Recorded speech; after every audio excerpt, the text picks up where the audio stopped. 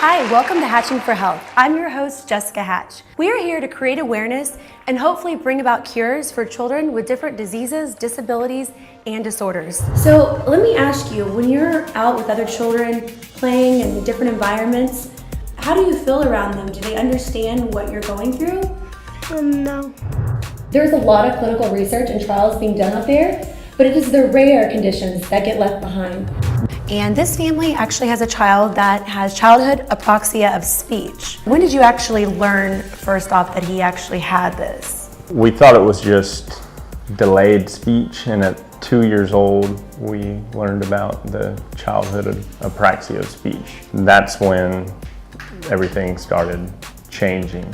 Nobody in our family any side had ever heard of such a thing, and then to be affected by it, you feel like you're on an island that nobody else is on. When did you first learn about his diagnosis? Donovan's been symptomatic since birth, but he wasn't diagnosed with a rare disease until he was 3 years old. That disease was actually eosinophilic esophagitis, but he actually has a cluster of rare diseases that are often seen together in this particular cluster.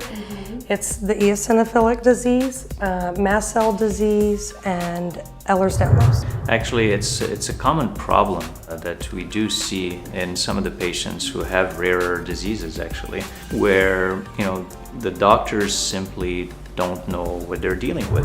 The best therapy, especially at this age, would be an elimination diet. So as she discussed, there's some foods that he just can't tolerate. And it's also individualized. So maybe he can tolerate something versus another child or adult suffering from EOE.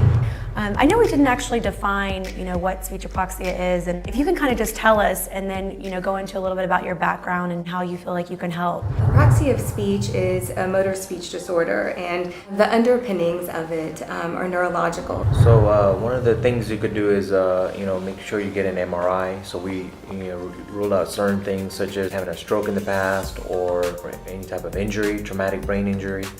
So it would be important to get an MRI to make sure we ruled out those causes of this condition. So that's what we're here to do. We're here to help children hatch for health.